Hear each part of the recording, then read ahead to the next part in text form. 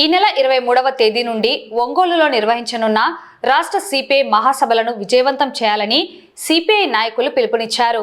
ఈ సందర్భంగా నంద్యాల జిల్లా సిపిఐ కార్యాలయంలో రాష్ట్ర నాయకులు నూతనంగా ఎన్నిక కాబడిన జిల్లా కార్యదర్శి రంగనాయుడు, సహాయ కార్యదర్శి బాబా ఫక్రుద్దీన్, నంద్యాల పట్టణ నాయకులు ప్రసాద్ తదితర నాయకులు మీడియా సమావేశం నిర్వహించి ఇటీవల నంద్యాల జిల్లా డోన్ పట్టణంలో నిర్వహించిన 2వ జిల్లా మహాసభల వివరాలను, అలాగే రాష్ట్ర మహాసభల గురించి వివరించడం జరిగింది.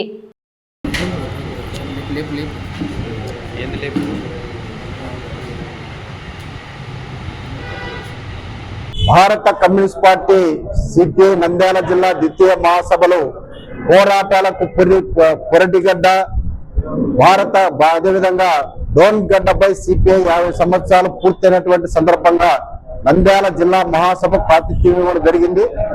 ఈ మహాసభలు జూలై 30-31 తారీఖుల్లో డోన్ పట్టణంలో వేలాది మందితో భారీ ఎత్తున ప్రజా ప్రదర్శన 2 రోజుల పాటు 300 మందితో కూడిన ప్రతిభతో ఈ మహాసభ ఘనంగా జరిగింది. బహిరంగ సభలో సిపిఐ రాష్ట్ర కార్యదర్శి కమ్మె రామకృష్ణ గారు, రాష్ట్ర సహాయ కార్యదర్శి కమ్మె ముప్పాల నాగేశ్వరరావు గారు, రాష్ట్ర కార్యదర్శి వర్గ సభ్యులు కమ్మె పి రామచంద్ర గారు ఈ 2 రోజుల మహాసభల్లో పాల్గొన్నారు.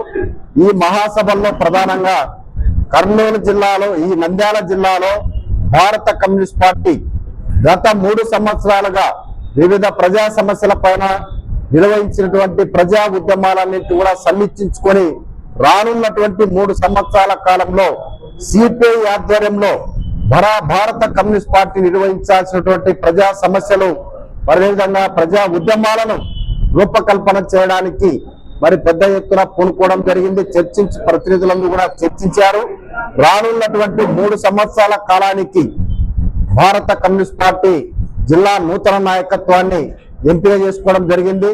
జిల్లా కార్యదర్శిగా 2వసారి మరి జిల్లా కార్యదర్శిగా కమ్రేడ్ ఎన్ రంగనాయుడును, జిల్లా సహాయ కార్యదర్శిగా బాబా ఫక్రుద్దీన్, వారితో పాటు 39 మంది కౌన్సిల్ను, 11 మంది కార్యవర్గ సభ్యులను ఏకగ్రీవంగా ఎన్నుకోవడం జరిగింది. ఈ సందర్భంగా ఈ జిల్లా మహాసభల అనంతరం రానున్నటువంటి సిపిఐ రాష్ట్ర మహాసభలు ఆగస్టు 23-25 తారీఖులో ఒంగోలు పట్టణంలో పెద్ద ఎత్తున జరగబోతా ఉన్నాయి.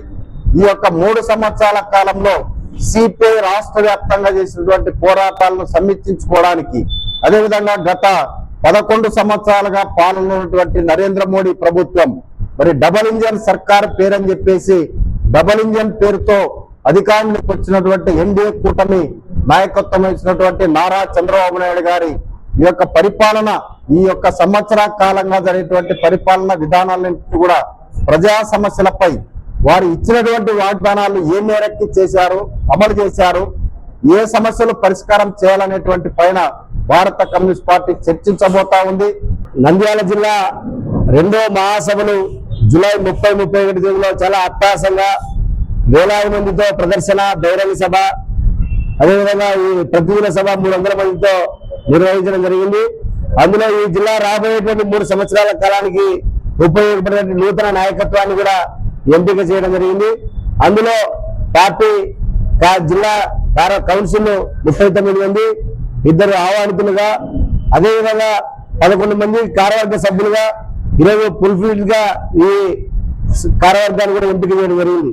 ఇందులో కార్యవర్గ సభ్యులుగా Ranganaidu, Baba Fakruddin, K Prasad, P Singaiah, K Radhakrishna, V Raghuramurthy, K Bhaskar, G Nagaramudu, Motaramudu, M Ramesh Babu, Y భార్గవలతో పాటు మరికొంతమంది కూడా ప్రజా సంఘాల నుంచి మేము తీసుకోవాలని చెప్పేసి ఉంది.